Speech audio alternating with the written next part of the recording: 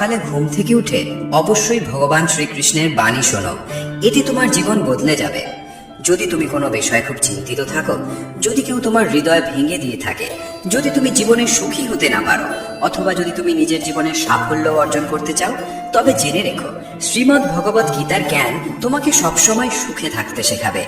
এই জ্ঞান তোমাকে জীবনের প্রতিটি যুদ্ধ জয় করতে শেখাবে, সাফল্য অর্জনের পথ দেখাবে। যখন তোমার মনে হবে এই দুনিয়া খুব স্বার্থপর, কেউ তোমার পাশে নেই, সবাই কেবল নিজের স্বার্থে বেঁচে আছে, তখন শ্রীমদ্ ভগবত গীতার জ্ঞানই তোমাকে সাহস যোগাবে, তোমাকে পথ দেখাবে। একটা কথা নিশ্চিত, যে গীতার জ্ঞানকে গভীরভাবে বুঝে নেয়, সে তার জীবনের প্রতিটি সমস্যাকে সহজেই দূর করতে পারে। আজ আমরা এই শ্রীমদ্ ভগবত গীতার 15টি অসাধারণ শিক্ষার কথা বলবো। একটা কথা গ্যারান্টি দিয়ে বলা যায়, যে মানুষ এই 15টি শিক্ষাকে মন দিয়ে শেষ পর্যন্ত শুনবে, সে তার জীবনের সব কষ্ট, দুঃখ ও যন্ত্রণা খুব সহজে দূর করে ফেলবে এবং যা কিছু সে চায় তা সে সহজেই অর্জন করে ফেলবে। শ্রীমদ্ ভগবত গীতার প্রথম শিক্ষা হলো, যা কিছু ঘটে তা মঙ্গলের জন্যই ঘটে, যা ঘটছে তা মঙ্গলের জন্যই ঘটছে, আর যা ঘটবে তাও মঙ্গলের জন্যই ঘটবে। এই উপদেশটি যত সহজে শোনায়, বাস্তবে তা বুঝে ওঠা ততটাই কঠিন। কারণ যখনই জীবনে আমাদের সঙ্গে কিছু ভুল হয়, অন্যায় হয় বা কোনো দুঃখ আসে, তখন আমাদের গোটা দুনিয়াটাই ভুল মনে হয়, জীবনটা ভ্রান্তির মতো লাগে। তখন প্রতিটি মানুষ স্বার্থপর আর মিথ্যে বলে মনে হয়। তখন মনে হয় আমাদের সঙ্গে শুধু খারাপই হয়। কিন্তু গীতার এই উপদেশ ঠিক কিভাবে সত্যি? সত্যটা হলো, যখন কোনো ব্যক্তি আমাদের জীবনে আসে, সে আমাদের আরো যোগ্য ও শক্তিশালী করে তোলে। আর যখন কোনো আপনজন আমাদের আঘাত করে, তখন সেই আঘাত আমাদের চোখ খুলে দেয়, বুঝিয়ে দেয় আমরা কাকে ভালোবেসে আসছিলাম, যার কাছে আমাদের কোনো মূল্যই ছিল না। যেমন এক শিশুকে তার মা তিতো ওষুধ খাওয়ায়, সেই তিতো ওষুধ শিশুর ভালো লাগে না, কিন্তু সেই ওষুধই তার অসুখ সারায়।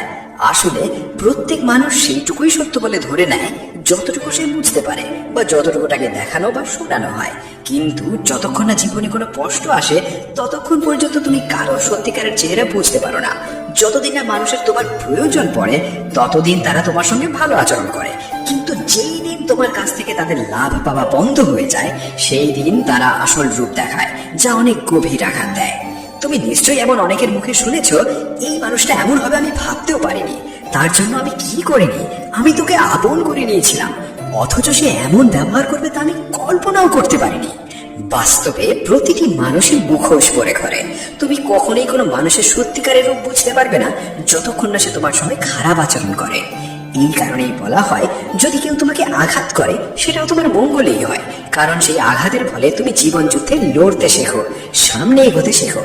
যারা খুব আরামে বেঁচে থাকে, তাদের জীবন যদি সামান্য কষ্ট দেয়, তাহলেই তারা ভেঙে পড়ে। কিন্তু যে মানুষ দুঃখ যন্ত্রণার সঙ্গে লড়াই করে বড় হয়েছে, যে নিজের আপনজনের নিষ্ঠুরতা সহ্য করেছে, তাকে জীবনের ছোটখাটো কষ্ট আর কিচ্ছু বলে মনে হয় না। আর যে মানুষ কখনো আঘাত পায়নি, সে কখনো মহান হতে পারে না, সে কোনো বড় সফলতা অর্জন করতে পারে না। তাই জীবনে যখন কষ্ট আসে, দুঃখ আসে, খারাপ সময় আসে, তখন মনে রেখো, ঈশ্বর তোমার জন্য কিছু ভালো ভাবছেন। তুমি জীবনের কোনো বড় গন্তব্যের দিকে এগোচ্ছ। শ্রীমদ্ ভগবত গীতার দ্বিতীয় উপদেশেই, যে কাউকে বারবার ক্ষমা করা তোমার জীবনকে ধ্বংস করে দিতে পারে। কৌরব আর পাণ্ডবদের মধ্যে যে মহাভারতের যুদ্ধ হয়েছিল, তার মূল কারণ ছিল এই দুর্যোধন বারবার পাণ্ডবদের সঙ্গে অন্যায় করত, আর যুধিষ্ঠির প্রতিবারই তাকে ক্ষমা করে দিতেন। আর এর ফলেই ঘটেছিল মহাভারতের সেই মহাসংগ্রাম। দুর্যোধন অসংখ্যবার পাণ্ডবদের ধ্বংস করার চেষ্টা করেছিল, কিন্তু প্রতিবারই যুধিষ্ঠির তাকে ক্ষমা করতেন। যদি তুমি নিজ জীবনে এই একই ভুল করো, তাহলে তোমার ফলও ভয়াবহ হতে পারে। যদি তুমি কারোর বড় বড় ভুলগুলো নিঃস্বার্থভাবে ক্ষমা করে দাও, তাহলে সেই মানুষটি তোমাকে আঘাত দেওয়াকে তার অধিকার ভেবে নেয়। তুমি যদি এই আশায় কাউকে ক্ষমা করো যে সে হয়তো একদিন বদলে যাবে, সে নিজের ভুল বুঝবে, তাহলে সেই ক্ষমাই তাকে আরো বেশি অবধারিতভাবে বিগড়ে দেয়। সে তোমার সঙ্গে আরো বেশি ভুল করতে শুরু করে। কারণ জীবনে এমন অনেক ভুল থাকে যেগুলোর কোনো ক্ষমা হয় না। কেউ যদি তোমার বিশ্বাস ভেঙে দেয়, তাহলে তার জন্য ক্ষমা বলে কিছু হয় না। কেউ যদি তোমার জীবনে আঘাত আনে, তোমার আত্মায় গভীর ক্ষত করে দেয়, তাহলে সেসব কাজেরও ক্ষমা হয় না। কিন্তু যদি তুমি সেই সব অপরাধের জন্য কাউকে ক্ষমা করে দাও, তাহলে মনে রেখো, একদিন সেই ক্ষমাই তোমার জীবনের সবচেয়ে বড় ক্ষতির কারণ হয়ে উঠতে পারে। শ্রীমদ্ ভগবত গীতার তৃতীয় উপদেশে, যে মিথ্যে ও দুষ্ট লোকেদের সামনে নিজের ভালোত্ব প্রমাণ করার কোনো প্রয়োজন নেই। এই পৃথিবীতে ভালো মানুষদেরই বারবার পরীক্ষা দিতে হয়, বেশি কষ্ট সহ্য করতে হয়, কারণ এরা বারবার তোমার ভালোত্বের প্রমাণ চায়। যদি তুমি সত্যিই ভালো হও, তাহলে সেই কষ্ট সইতেই হবে। তারা বলবে, যদি তুমি ভালো হও তবে আমাদের কথা মানতেই হবে। যখন দুর্যোধন আর শকুনি পাণ্ডবদের সঙ্গে বসে পাশা খেলছিল, তখন যুধিষ্ঠির নীরবে চুপচাপ বসেছিল। তিনি ধীরে ধীরে 5 ভাইকে পাশার দানে বাজি রেখেছিলেন, এমনকি তাদের স্ত্রী দ্রৌপদীকেও। তারপর সে দুর্যোধন সভার মধ্যে দ্রৌপদীর অপমান করতে থাকে, তার বস্ত্র হরণ করতে চায়, কিন্তু তবুও পাণ্ডবেরা চুপ করেছিল। ভাবছিল তারা ধর্মের পথে চলছে, সত্যের পথে চলছে। কিন্তু যারা কপটতার চক্রান্ত দিয়ে জীবন চালায়, তাদের সামনে নিজের ভালোত্ব প্রমাণ করার কোনো প্রয়োজন নেই। সত্য কথা বলাটা তখনই পূর্ণ হয় যখন তাতে কারোর কল্যাণ হয়, আর মিথ্যে তখন পাপ হয় যখন তাতে কারোর ক্ষতি হয়। তাই যে ব্যক্তি তোমার সঙ্গে ভুল করে, চক্রান্ত করে, প্রতারণা করে, তোমার ক্ষতি করে, তার সামনে নিজের ভালোত্ব প্রমাণ করার কোনো প্রয়োজন নেই। শ্রীমদ্ ভগবদ গীতার 4র্থ উপদেশ এই যে একজন দুষ্ট লোকের সঙ্গে যতই ভালো ব্যবহার করো, সে সবসময় তোমার ক্ষতিই করবে। যেমন বলা হয়, একটা বড় পিছিয়ে ও নিজের প্রকৃতি ছাড়তে পারে না। যদি তোমাকে জানা থাকে যে কেউ তোমার সর্বনাশ করতে চায়, তোমাকে কষ্ট দেয়, এবং তবুও তুমি ভাবো যে তুমি সৎভাবে তার সঙ্গে চলবে, তবে এই তোমার সবচেয়ে বড় ভুল হবে। এই ভুল তোমাকে অনেক কষ্ট দেবে। তুমি তার সঙ্গে না ভালোভাবেই চলো, না খারাপ ভাবে, শুধু তার থেকে দূরে থাকো। তবুও যদি তুমি তার সঙ্গে ভালো ব্যবহার করতেই থাকো, তবে তার ফলাফল কেবলই যন্ত্রণা হবে। শ্রীমদ্ ভাগবত গীতার 5ম উপদেশ হলো, যদি তুমি সারা জীবন শুধু সহ্য করে যাও, তাহলে এই পৃথিবী একদিন তোমাকে সম্পূর্ণভাবে গড়িয়ে দেবে। এই দুনিয়ায় যারা সহ্য করে তাদের বুদ্ধিমান নয়, বোকা মনে করা হয়, কিংবা কাপুরুষ ভাবা হয়। যে নিজের জন্য আওয়াজ তোলে না, নিজের অধিকার রক্ষা করে না, অন্যায়ের বিরুদ্ধে দাঁড়ায় না, তাকে এই পৃথিবী পিষে ফেলে। যদি তুমি ভাবো যে চুপ থেকে সহ্য করলেই সবাই তোমাকে ভালো বলবে, তাহলে তুমি ভুল ভাবছো। কারণ সময় বদলেছে, মানুষ বদলে গেছে। এখন যারা বেশি সহ্য করে তাদের উপরেই আরো বেশি অত্যাচার করা হয়। তাই যেখানে তোমার সঙ্গে অন্যায় হচ্ছে, যেখানে তোমাকে কষ্ট দেওয়া হচ্ছে, সেখানে চুপ না থেকে প্রতিবাদ করাই সবচেয়ে জরুরি। শ্রীমদ্ ভাগবত গীতার 6ষ্ঠ উপদেশ হলো, দুঃখে ভয় পেতে শেখো না। কারণ সুখে দুঃখ মানুষের জীবনের ঋতুর মতো আসে, কেউ এর থেকে পালাতে পারে না। দুঃখ আসবে আবার চলে যাবে, যেমন সুখ স্থায়ী নয়, সবই পরিবর্তনশীল। এ পৃথিবীতে কেউই চিরকাল থাকে না। কতজন এলো, কতজন চলে গেল, কেউই রইল না। তাই দুঃখে ভেঙে না পড়ে বরং সেই জ্ঞান গ্রহণ করো যে জীবনে কিছুই চিরস্থায়ী নয়। তাই দুঃখ বা সুখের কোনো অর্থ নেই যদি তুমি নিজের মন স্থির রাখতে না শেখো। সবকিছুকে গ্রহণ করো একটা পরিবর্তনের অংশ হিসেবে, কারণ যেটা এসেছে সেটা একদিন যাবেই।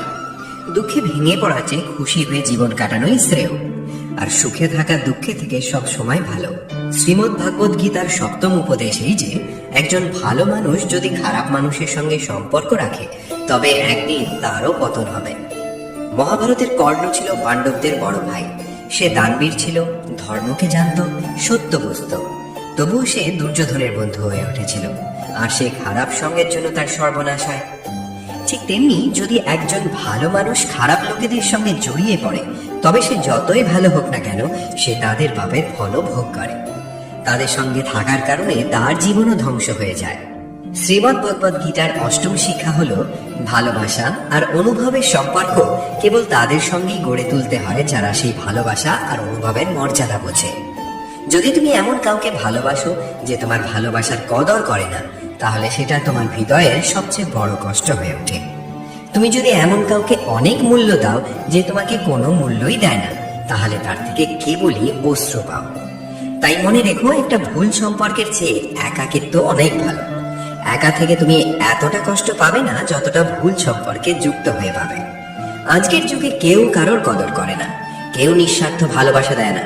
তাই যাকে তুমি সবচেয়ে বেশি গুরুত্ব দিতে চাও, তাকে ভালো করে চিনে নিতে সময় নাও।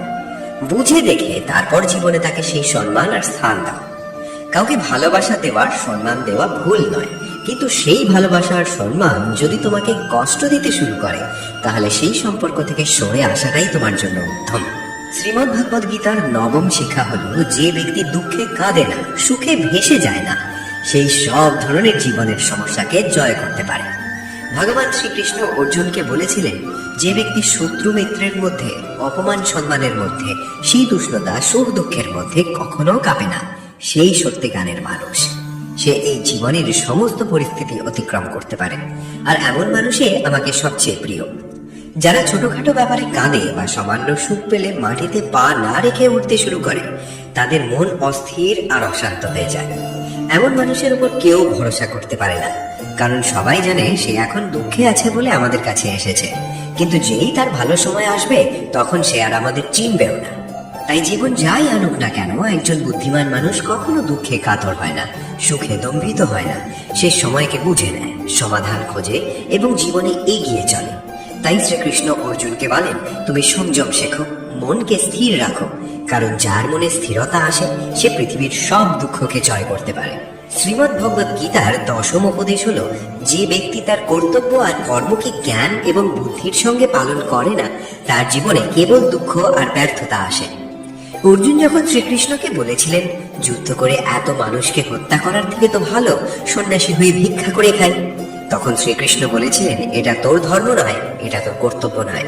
তুই একজন ক্ষত্রিয়, তোর কাজ হলো ধর্ম রক্ষা করার জন্য যুদ্ধ করা। আজ যখন পাপীরা পৃথিবীতে অত্যাচার করছে, তখন যদি তুই পিছু হটিস তবে সেটা কাপুরুষতা নয়, সেটা তোর ধর্মভ্রষ্টতা হবে। তুমি তোমার কর্তব্যের পথ সরিয়ে রেখেছ, আর সেই পথেই তোমাকে যুদ্ধ করে পাপের অবসান ঘটাতে হবে। জীবনে অনেক সময় এমন কাজ সামনে আসে যেগুলো আমাদের করাই উচিত নয়, কিন্তু যদি আমরা তাতে জড়িয়ে পড়ি তাহলে আমাদের সাফল্য নয় বরং ব্যর্থতার মুখোমুখি হতে হয়। অনেকেই বলেন, আমরা তো অনেক পরিশ্রম করি, তবুও জীবনের সাফল্য আসে না, আমরা এগিয়ে যেতে পারি না। এই কারণেই বারবার শ্রীকৃষ্ণ গীতায় অর্জুনকে বলেন, তুমি তোমার কর্তব্যকে চিনে নাও, তোমার প্রকৃত কর্মকে চিনে নাও। এই শিক্ষা প্রতিটি মানুষের জন্য। আমাদের জানতে হবে আমাদের কর্তব্য কি, আমাদের জীবনে কি সঠিক, তাহলে আমাদের করা উচিত। পৃথিবী যা করছে তা হয়তো তোমার জন্য সঠিক নয়, কারণ প্রতিটি মানুষের লক্ষ্য আলাদা আর প্রতিটি মানুষের পথও আলাদা। তাই জীবনে যে কোনো কাজ করার আগে সেই কর্মকে ভালোভাবে বুঝে নেওয়া অত্যন্ত প্রয়োজন।